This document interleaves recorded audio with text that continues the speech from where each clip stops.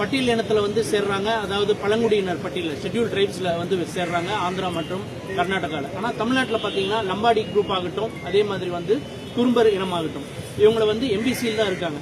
நீண்ட நாள் கோரிக்கை அவங்களுக்கு வந்து பல நாள் போராட்டமாக அவங்கள வந்து எஸ்டி பட்டியல் ஷெட்யூல் ட்ரைப்ஸ் பட்டியலில் சேர்க்கணுன்றது அவங்களுடைய நீண்ட நாள் கோரிக்கை.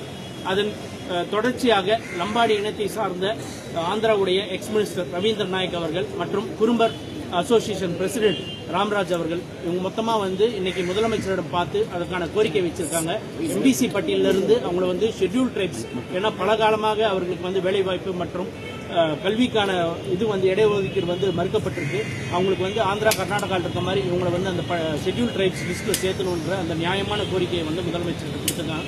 முதலமைச்சர் கண்டிப்பாக பரிசீலனை செய்து அது ஒன்றிய அரசிடம் அனுப்பி எவ்வளவு சீக்கிரம் முடியுமோ குறும்பர் இனம் மற்றும் இருக்கக்கூடிய குறும்பர்ல பாத்தீங்கன்னா 13 இனம் இருக்கு. குறும்பர், குறும்பன், குறும்பா போன்ற பிரிட்டிஷ் காலத்தில் என்ன ஆயிடுச்சுன்னா அது எல்லாமே 13 விட்டு போய் ஒரே ஒரு இனம் மட்டும் சேர்ந்துருக்கு. அதனால சர்டிபிகேட்ல ஒரு 6 மிஸ் ஆனா கூட அவங்களுக்கான அந்த வாய்ப்பு கிடைக்கிறது இல்லை. அதே மாதிரி லம்பாடி.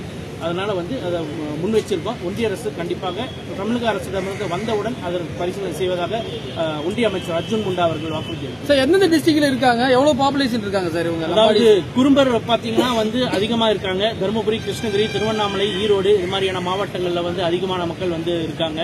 வட மாநிலங்கள்ல இருக்காங்க. லம்பாடியை பொறுத்த வரைக்கும் பாத்தீங்கன்னா மேட்டூர், ஈரோடு, கொளத்தூர்